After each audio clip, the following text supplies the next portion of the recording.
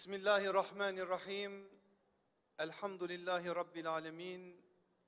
Vessalatu vesselamu ala Resulina Muhammedin ve ala alihi ve ashabihi ecmain.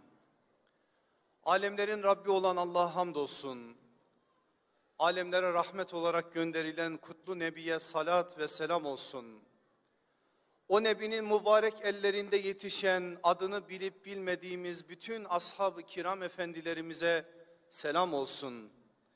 O ilk günden bugüne kadar yolumuzu aydınlatan bütün hocalarımıza, alimlerimize, üstadlarımıza, meşayihimize, şehitlerimize, salihlere selam olsun. Yer Kayseri olsa bidayette Furkan Doğan'a selam gelecekti. Yer Diyarbakır olsa bidayette Ali Haydar Hoca'ya, Yasin Börü'ye selam gelecekti. Yer Adana Çetin Topçuoğlu'na binlerce selam olsun.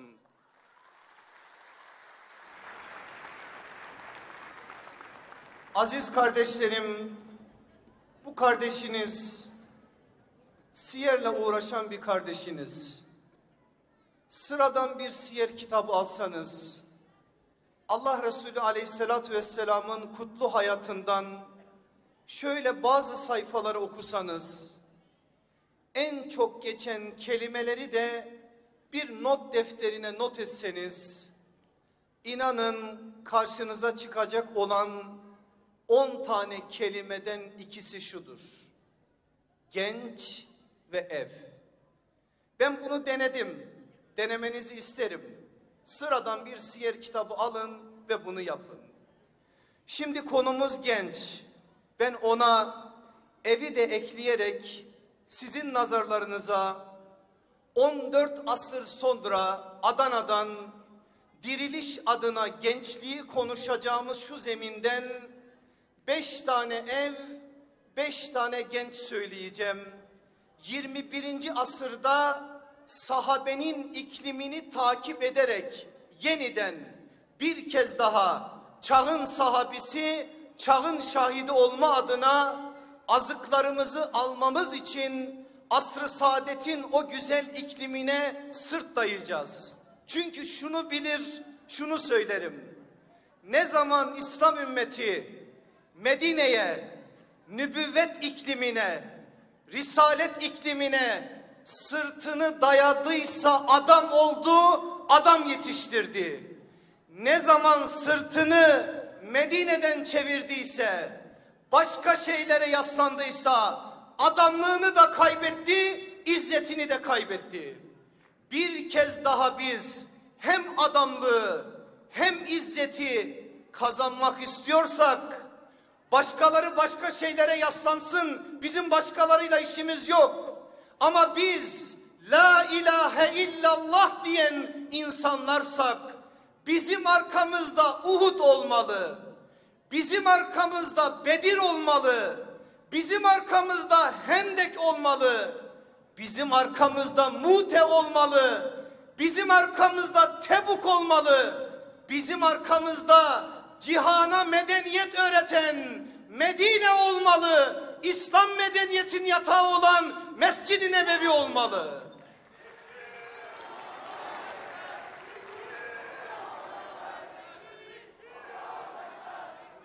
Aziz kardeşlerim, Nurettin hocam çok güzel bir şey söyledi. Hazreti Üsame'den ona da kurban, babasına da kurban radıyallahu anhuma, Zeyd bin Harise'nin oğludur. 17 yaşına dikkat çekti. Bu öyle sıradan bir şey değil. İman ettiğimiz peygamberimizin hiçbir adımında kendiliğinden olan bir şey yoktur. Alemlere rahmettir. Alemlere rahmetin nasıl olacağını, nasıl ulaşacağını attığı her adımla göstermiştir. İşte biz peygamber mektebinden, peygamber ikliminden konuşmaya başladığımız an, her adımında hikmet olan, her adımında ders olan bir yüce mektepten konuşuyoruz. Bugün İslam medeniyetinin temellerine baktığınız zaman 5 tane ev görürsünüz. Darul Erkam, Darul Ammar, Darul Ebubekir, Darul Esad, Darus Sad. Bu 5 tane ev, 5 tane delikanlıyla aleme Müslüman nasıl olur? İslam insanı nasıl olur? Risalet davasına nasıl mensup olunur? Nasıl gerçek manada mücahit olunur? Müvahhid olunur? Bunu gösterdiler.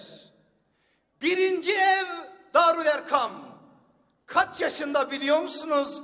Erkam bin Ebil Erkam, ya Resulallah evim evindir dediği zaman, dikkat buyurun, 18 yaşında ve evliliğinin ilk aylarında, daha bugünün ifadesiyle insanlar balayındayken amcalarından duymuş Peygamber aleyhissalatü vesselama ait bazı sözleri, ben kaynağından duyayım diye Resulullah'ın huzuruna uzanmış, huzuru nebide sorular sormuş, cevaplar almış, sonra Allah Resulü'nü tasdik etmiş, peygamberi evine davet etmiş, evini gezdirmiş, peygamberden beklemeden evim evindir ya Resulallah demiş. Darul Erkam demek ne demek biliyor musunuz? Ömer demek. Daha ötesini lazım mı? Osman demek. Abdül Esed demek. Ebu Ubeyde demek. Osman bin Mazun demek. Radıyallahu anhum ecmain. Allah Resulü aleyhissalatü vesselam o 18 yaşındaki bir delikanlının evinden adını saydığım ve sayamadığım yüzlerce insan yetiştirmiş. Hazreti Ömer 6. yıl gelip o evde iman ettiği zaman 129. Müslümandı. O ev 130 tane insana yatak olmuş, mektep olmuş, yiğitler yetiştirmiş. Ey benim bu çağdaki gencim, hiçbir şey yapamıyorsun. Evin de mi yok? Aç evini Risaletin iklimine, aç orada Kur'an oku. Allah Resulü aleyhissalatü vesselamın kutlu sözlerini oku. Çağır mahallenin gençlerini, diz dize ver, Allah'ın kitabını öğren. Başkaları saatlerini başka yerde harcasınlar. Ama sen kendine Erkam'ı model aldın. Erkam'ın ayak izlerine basarak yürüme adına bir karar verdin. Evleri Darul Erkam yapmanın yolunu ondan öğrenerek, apartmanda yaşasan, tek katlı evde yaşasan, nerede yaşarsan yaşa, Darul Erkam bir ev ismi değil, Darul Erkam bir mektep ismidir. O mektep olma adına gayret göster. Aslında Erkam bin Ebil Erkam ve onun o kutlu evi Darul Erkam, İslam'a hizmet noktasında olmazsa olmaz bir kavram olan marifeti bize öğretir. İkinci ev Darul Ammar. Ammar bin Yasir'den bahsediyorum. Genç ama kaç yaşında? Biz hep Çağrı filminden midir nedir aklımızda öyle kalmış. Zannederiz ki Ammar bin Yasir gencecik bir delikanlı. Hayır. Yaşı biraz ilerlemiş. O Müslüman olduğu zaman 46 yaşındadır.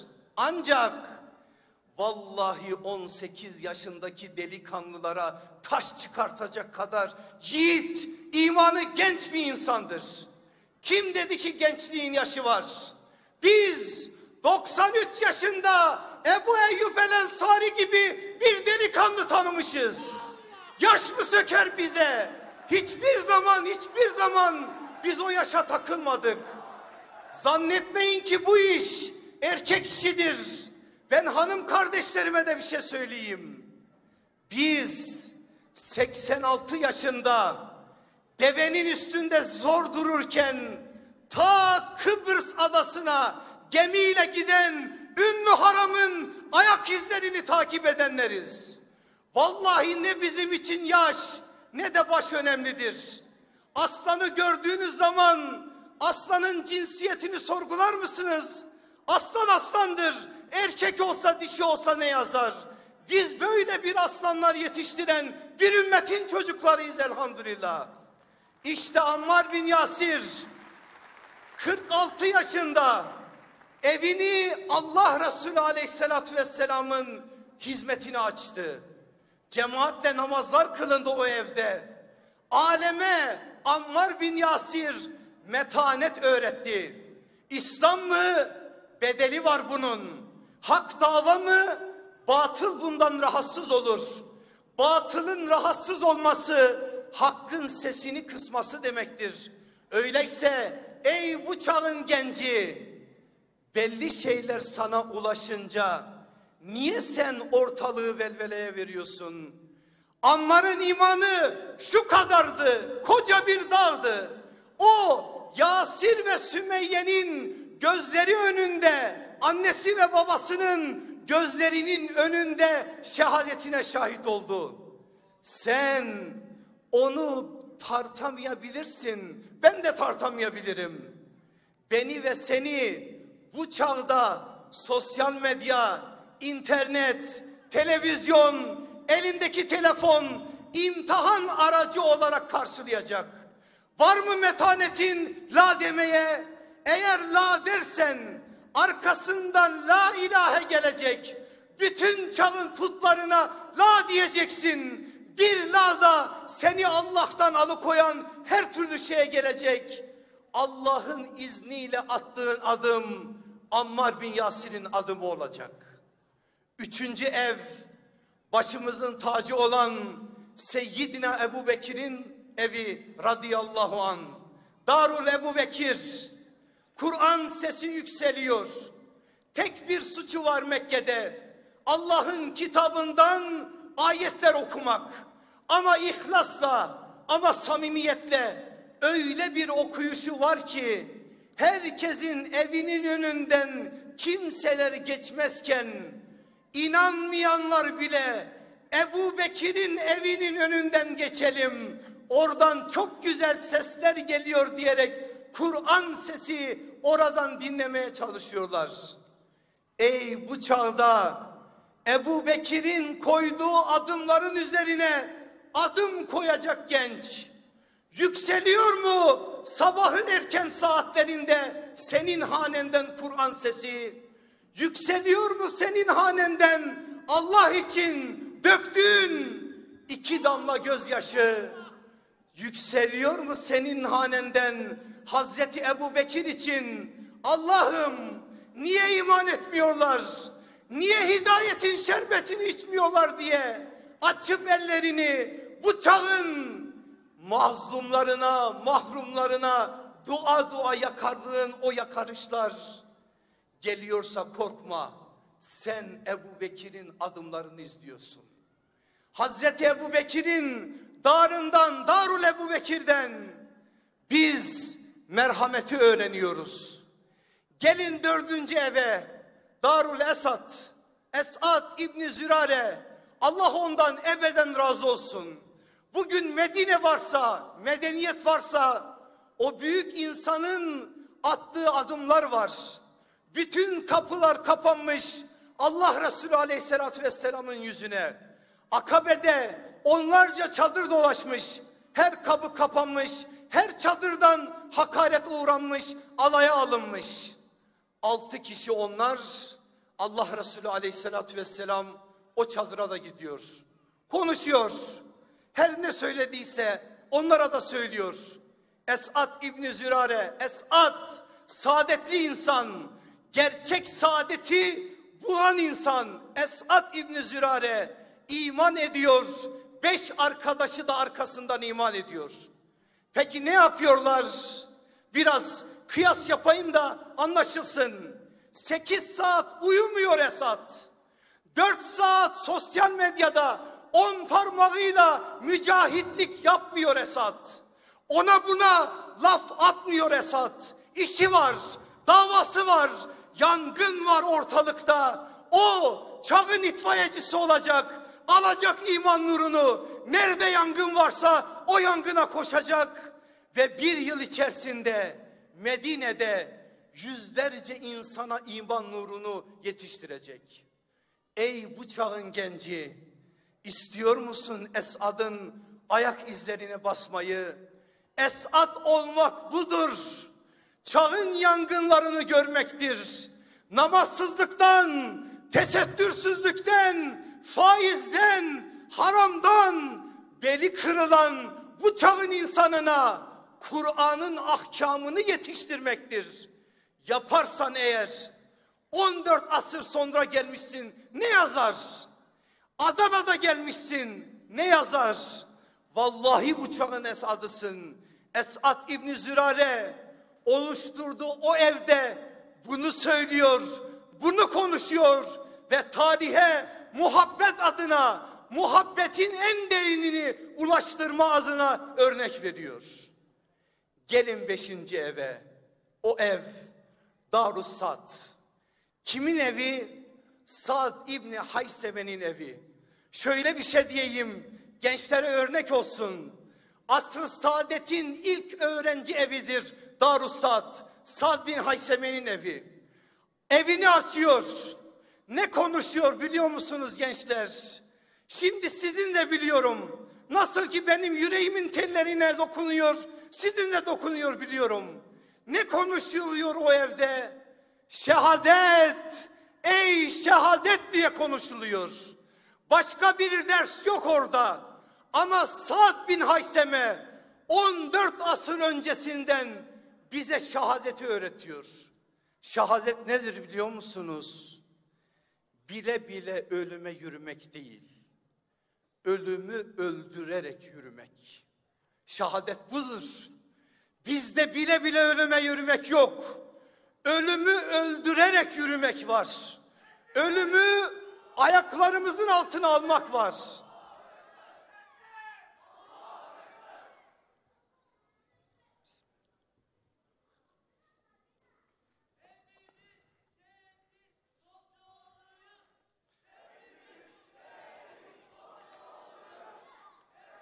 Aynen sahabe gibi 2 hayatımız var, korkmuyoruz. Düşmanlarım bana ne yapabilir ki? Öldürülmem şehadet, onu arzuluyorum zaten. Sürgün edilmem hicret, hapsedilmem halvet. Medrese-i Yusufiye'yi Kur'an'dan okuyan bir insan neden korkabilir Allah aşkına?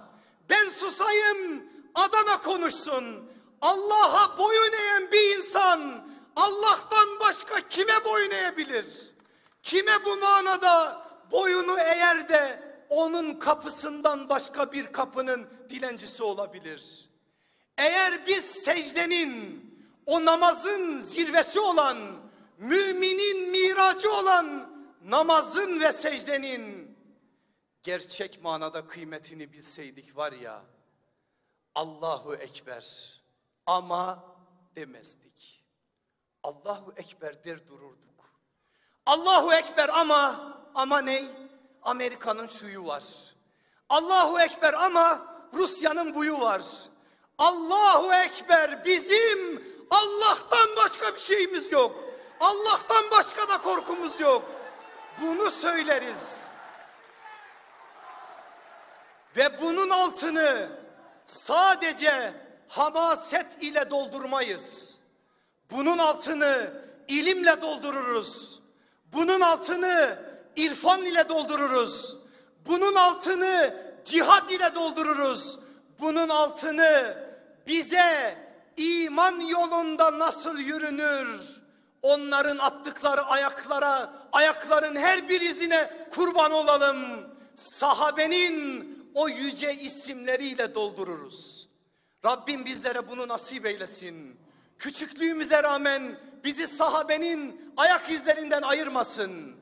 Bizlere de Erkam bin Ebil Erkam gibi marifet ufku nasip etsin.